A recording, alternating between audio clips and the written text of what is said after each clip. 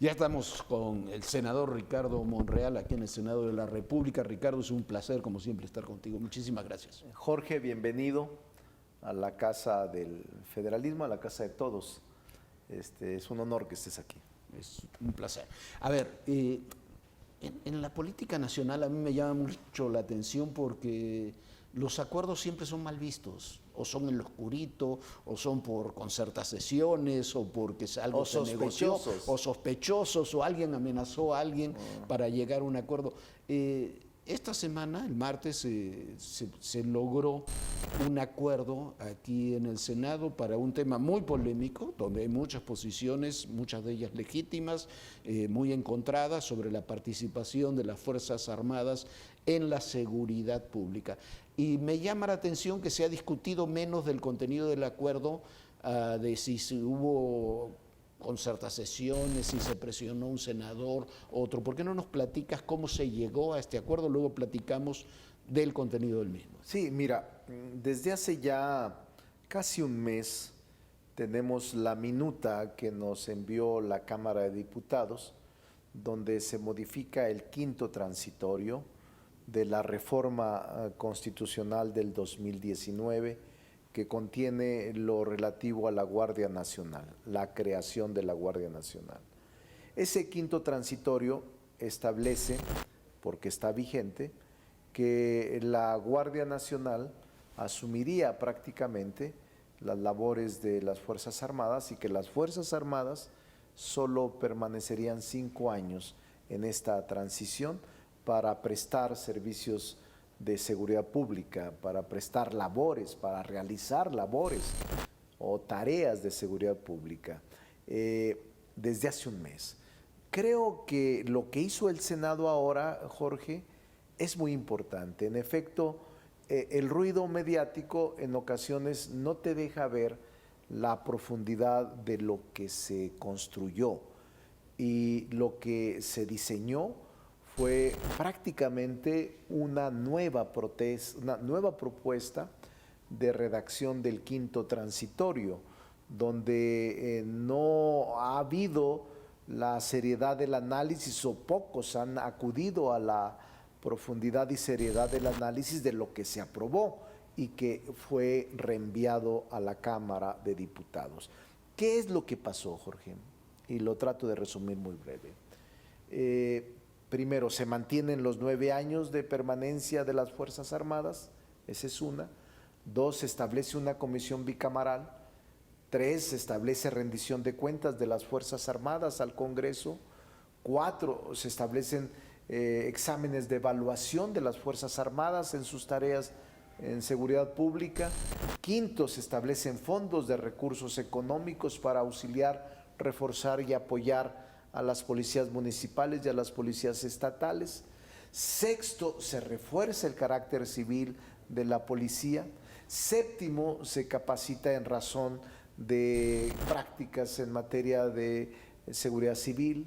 8, se establece la categoría de lo que deben de ser las Fuerzas Armadas, solidarias, pero con una característica muy clara de complementariedad, de fiscalización, de extraordinarias y de temporales y reguladas. ¿Qué quiere decir esto?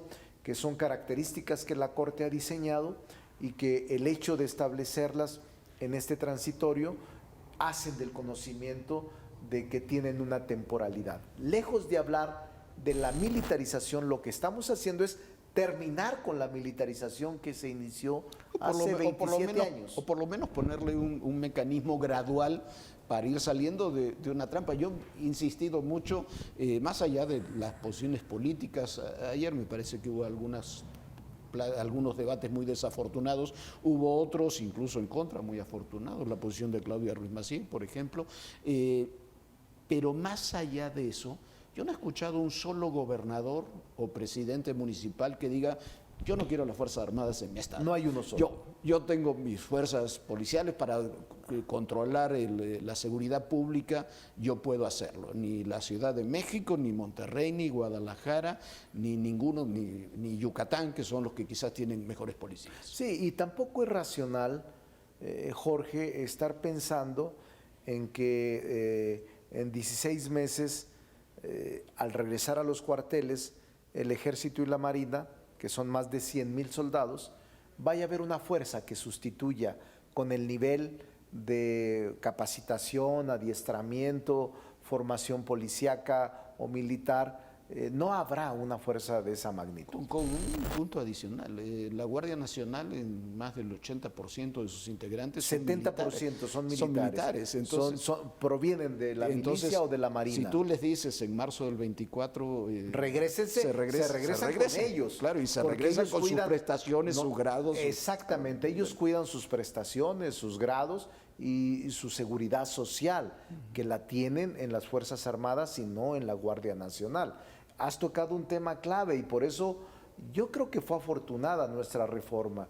Y es curioso, Jorge, porque el martes la aprobamos y el miércoles quienes votaron en contra estaban en la Marina con el almirante desayunando, diciéndole, no es contra ustedes. ¿Cómo no va a ser contra ustedes? Los que votaron en contra, pues votan contra la permanencia de las Fuerzas Armadas en la calle. Y me parecería que si nosotros hacemos caso de esa propuesta de regresarlos en 16 meses a los cuarteles, los únicos que están contentos son el crimen organizado, porque no hay quien los enfrente, no hay policía municipal, no hay policía estatal que pueda contener los efectos de la violencia y contener el avance territorial de la delincuencia organizada. A ver, yo lo he dicho, lo has dicho tú, lo ha dicho mucha gente, hay que revisar la estrategia de seguridad. Sí. Evidentemente la estrategia de seguridad deja mucho que desear, el número de homicidios sigue siendo muy alto, hay muchos delitos de alto impacto social que siguen teniendo una repercusión muy grande en la sociedad, hay territorios donde se ha empoderado el crimen organizado. Ahora, revisar la estrategia de seguridad no implica acabar con los instrumentos que el Estado tiene para eso. Y los instrumentos son la Guardia Nacional, las Fuerzas Armadas, las policías estatales y municipales. Estoy convencido de que se requiere revisar la estrategia. No ha dado los resultados esperados, no ha dado los resultados deseados la estrategia diseñada por el Ejecutivo Federal, dado que esta es su facultad constitucional. Pero yo sí creo que puede enriquecerse. De hecho, el Senado de la República es quien opina y aprueba la Estrategia de Seguridad Pública Nacional, y es el Senado mexicano el que recibe el informe de la Guardia Nacional y también lo aprueba y propone mejoría en el mismo. Entonces sí, Jorge, yo te diría que no tenemos por qué dogmatizar un plan, y si en cambio podemos revisarlo, mejorarlo, enriquecerlo o modificarlo. Lo que estoy convencido es que no hay cártel ni organización tan poderosa que pueda poner en riesgo o en predicamento al Estado mexicano. El Estado mexicano tiene capacidad de respuesta en sus Fuerzas Armadas que pocos conocen, y creo que les ha faltado instrumentos jurídicos que nosotros debemos dotarlos para que sea una lucha frontal, sin tregua y con eficacia y tareas de inteligencia. Quizás en esto hay también algo que señalas ahora, hay algo que también es muy importante, que es, dices, conocer al ejército mexicano, conocer a las Fuerzas Armadas en general.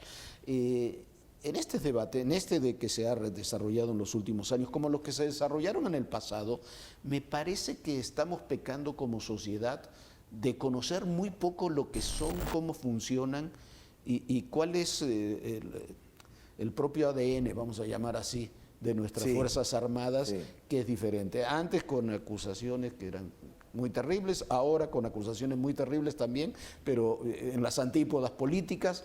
Hay que dar ese paso que dentro de esta reforma hay un punto de los informes del secretario de la Defensa, del secretario de la Marina, pueden lograr, si se hacen bien, un acercamiento entre fuerzas militares y clase política, vamos a llamarla así, que es muy importante. Contiene un elemento de valoración que poco se ha hecho.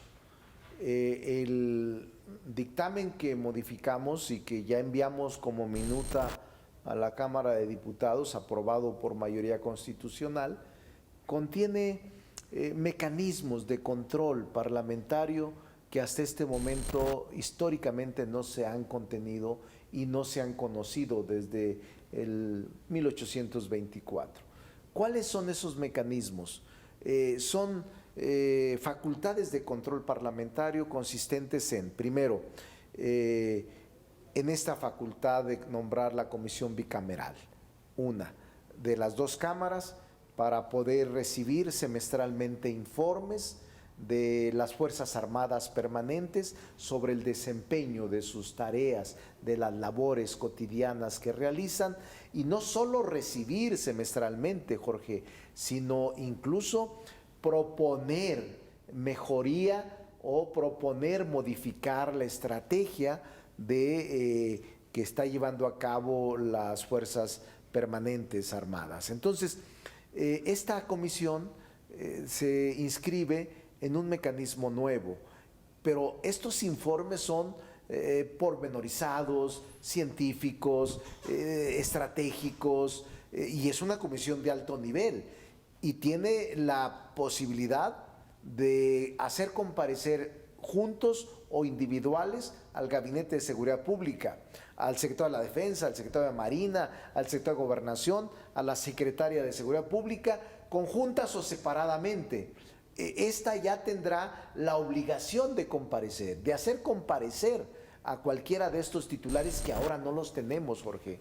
Ahora, cuando viene el Gabinete de Seguridad Pública, es una invitación. Solo comparece la secretaria, y los secretarios de Marina y de Defensa se mantienen callados acompañando a la secretaria de Seguridad, pero no tienen voz para poder debatir su propuesta o para poder informarnos sobre qué contiene su táctica y su estrategia contra la inseguridad como fuerzas permanentes en el combate a la delincuencia común. Es decir, son avances fundamentales, y yo creo que además de que tenemos esa posibilidad, también podríamos proponerle al presidente, en razón de los informes, modificaciones a la estrategia. Ahora no lo tenemos. Eso o apruebas o no, pero no puedes proponer. Y ahora hemos ido más allá.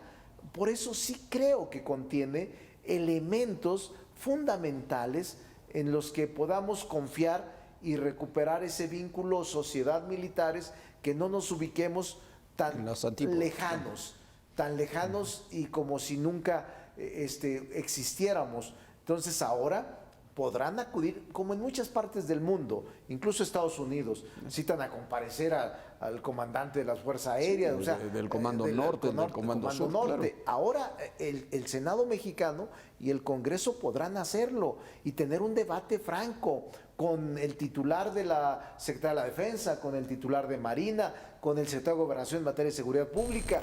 Es decir, Jorge, sí hay avances, y me parece que no se está deliberando sobre la profundidad de lo aprobado y modificado en el quinto transitorio. ¿Cómo recibió el secretario de Gobernación, el presidente de la República, lo resuelto este martes aquí en el Senado? ¿Cómo lo recibieron? Es buena pregunta, como todas.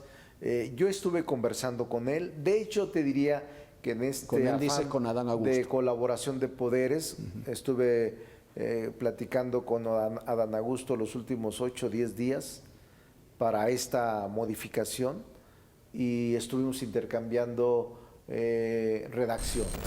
Yo con los grupos parlamentarios redactamos, incluso con el PRI, con el grupo de contención, PAN, PRD, Plural y MC. El domingo pasado todavía estábamos sentados a las 10 de la noche. Repentinamente se levantó el PAN, y de los 13 puntos que planteaban, les atendimos 11, solo faltaron 2. Y a pesar de que la senadora Claudia Ruiz estaba al frente de la comisión, finalmente decidió votar en contra. Pero ella sabe que le aceptamos 11 puntos de 13. ¿Qué fue lo que no aceptamos, Jorge? Que eso fue lo que orilló a un sector del PRI votar en contra. Pero 9 votaron en favor de 13. O sea, la mayoría del PRI votó en favor porque era una propuesta sensata, construida con todos. ¿Qué fue lo que no pasó? Y no eran los partidarios de Alito, No hay eran que los- decirlo. No eran los partidarios, precisamente. Sino que era un grupo que nosotros no nos metimos a esa lucha contra Alito o sin Alito. No nos metimos a eso. Ni queríamos partir o dividir la alianza. No es cierto. Lo que queríamos era obtener la mayoría constitucional y pasar esta reforma. Pero ¿cuál fue la que no aceptamos? Ellos proponían que los exámenes de evaluación, los informes semestrales, el desempeño de las Fuerzas Armadas se hiciera a partir de ahora, cada 6 meses. Estábamos de acuerdo. En lo que no estábamos de acuerdo es que querían posponer la aprobación de la extensión del plazo hasta el 2024 marzo. Imposible, porque habrá elecciones, es un momento político más difícil donde habrá más polarización natural por la campaña política, 3 meses antes de la elección presidencial, 9 gobernadores en campaña, 500 diputados en campaña. No es el periodo para 128. legislar sobre la seguridad pública del país. No hay forma. Y entonces ella, precisamente, el grupo del PRI y el grupo de contención querían que se esperara una especie de condición suspensiva, que hasta en tanto rindieran el informe, nos volviéramos a reunir y entonces en el 24 les autorizáramos la prórroga. Inadmisible para nosotros, era muy complicado, pero de los 13 puntos les aprobamos. Incluso complicado 11. en nivel de gobernabilidad, ¿no? Se ponen en peligro, sí, sí. sería irresponsable.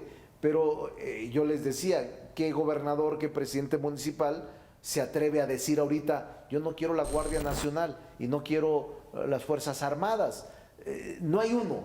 No, claro. No hay uno porque racionalmente, sensatamente, prudentemente, estas Fuerzas Armadas no pueden ser sustituidas de la noche a la mañana, sino, como tú dices, gradualmente. Que te confieso una cosa, Jorge, a ti y al auditorio que nos ve, cuando discutimos en el 2019 y establecimos esta prórroga de 5 años, hubo militares que a mí me dijeron, senador, es muy poco tiempo, Claro. deberían darnos 10 años. Y los legisladores no hicimos caso a eso, sino que por nuestra condición aprobamos 5 años. Pero yo recuerdo muy bien quién lo dijo, militares, porque me reuní con todos, como ahora, pero con militares me reuní de alto grado y me dijeron, no nos alcanza.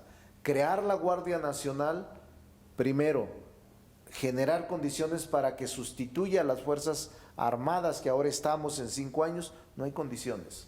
A ver, no, pero ¿qué dice el secretario de Gobernación? ¿Qué dice el presidente de la República? ¿Qué reacciones has tenido de ellos? ¿Ya ha aprobado? Ya cuando estuve en intercambio, el día de la votación, el martes pasado, el día de la votación, estuvo aquí Adán Augusto, le mostré en esta relación de colaboración de poderes lo que íbamos a aprobar.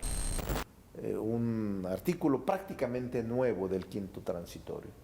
Y él respetó, dijo, estamos de acuerdo, lo consulto en su nivel con mi jefe, y su jefe le dijo, adelante. Y lo comentamos con los militares también, lo comentamos. Es nuestra decisión legislar sin ninguna condición, con autonomía, pero tampoco no puedes olvidarte de que está orientada hacia ellos. Y yo no entiendo por qué no podemos consultar. ¿Por qué no se puede platicar esos temas claro. con las oposiciones, con tus adversarios, con tus enemigos y con las otras instituciones del país? ¿No? Y hacia quien va orientada la ley, Claro. En este caso los soldados y los militares. La ley que estamos haciendo es para beneficio de ellos, para darles seguridad jurídica, base constitucional, porque yo sí creo en las Fuerzas Armadas y creo que en este momento son insustituibles, en este momento, y que lo ideal sea que nos preparemos con policías civiles de élite que vayan sustituyendo gradualmente la presencia de esos soldados y que vayan regresando al cuartel, pero que sustituyan con policías profesionales, que no los tenemos ahora. Sí, y sobre todo alimentar policías estatales y municipales, Así que es. tampoco no los tenemos, ¿no? Y que son fácilmente salvo permeados, lugares muy cooptados, específicos son del los país. más fácil cooptados por el crimen Y los organizado, más castigados. lamentablemente. Y los más castigados. Y los más castigados, ¿no? bajos salarios, no seguridad, no estímulos, muy vulnerables frente a la delincuencia organizada. A ver, has ejercitado en estos 4 años aquí en el Senado, pero en estos últimos días y con este tema tan delicado en medio también de todo este debate sobre la presencia del ejército, el tema del ejército en Ayotzinapa y demás, una política de acuerdos que ha dado resultados, Sí. salió la resolución. ¿Cómo te perfila eso para un tema que tú has abordado, que es el 2024? Sí, yo creo que había personas, obviamente, que dudaron. O que esperaban un fracaso. Porque eso me hubiera sepultado en todas partes. Porque no se ve si ya aprobaste 50 reformas por unanimidad, se ve la última que aprobaste y esa es la que se te castiga o por la que se te cuestiona. Entonces sí jugué el papel a fondo, tuve el acompañamiento del secretario de Gobernación, sincero, franco, honesto, y lo logramos. Pero ¿cómo me coloca, cómo me sitúa? Te diría en un ser, en un aspirante vivo, en una gente que no va a abandonar sus aspiraciones, no voy a declinar, no quiero negociar y no estoy buscando puestos de consolación. Quiero ser el presidente de la reconciliación y que una vez que llegue el momento de inscribirme como candidato a suceder al presidente López Obrador, ahí estaré puntual a la cita. No están las condiciones como yo quisiera, primero porque el presidente ha designado, respalda, promueve, menciona positivamente a sus corcholatas, fundamentalmente a una de ellas como preferida, pero yo estoy tranquilo. No me gusta el uso de recursos públicos o privados de manera tan ostentosa como se está dando para la promoción personalizada, pero estoy tranquilo porque me considero el más sensato, el más prudente, el que tiene capacidad de celebrar acuerdos. No quiero aparecer jactancioso, ni tampoco un hombre excedido, ni halago en boca propia, el vituperio. No quiero caer en esa tentación, pero yo no soy corcholata, no acepto ese mote. Hay quienes se sienten orgullosos, orgullosas, porque se dicen o les dicen corcholatas. No, yo creo que el aspirar al cargo más importante del país te tiene que dar dignidad de estarlo buscando con el pueblo, con la sociedad, pero sentirte digno en la búsqueda. Y por eso, Jorge, creo que soy el más preparado para enfrentar los retos del México moderno. Soy el más lúcido, tengo salud totalmente íntegra, no tengo problemas de edad, tengo la edad que debo tener y tengo la experiencia acumulada que puedo garantizar llevar a México hacia niveles de desarrollo superiores a los que ahora tenemos. Ahora, todo eso va a requerir un proceso de selección que algunos dirán que está lejano, pero está a la vuelta. No, son meses. Son meses. El presidente ha insistido mucho que para julio, agosto del año próximo, pasadas las elecciones de Estado de México y de Coahuila, ya tiene que haber un aspirante o una aspirante.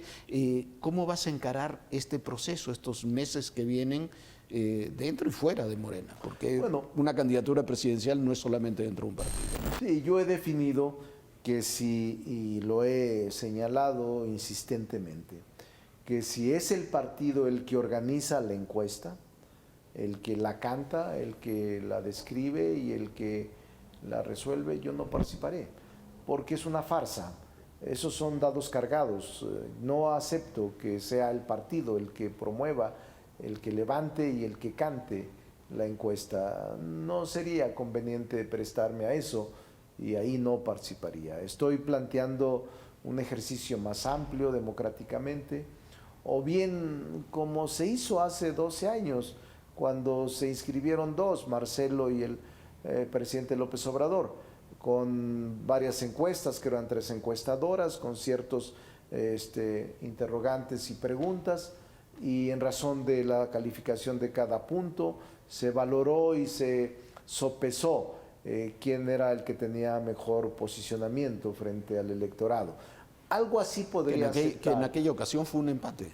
Yo creo que sí. Sí, sí. Yo creo que sí. Por lo Pero menos bueno, lo que se dijo, pero bueno, es se otro dio tema. Marcelo, pues, es un asunto de él.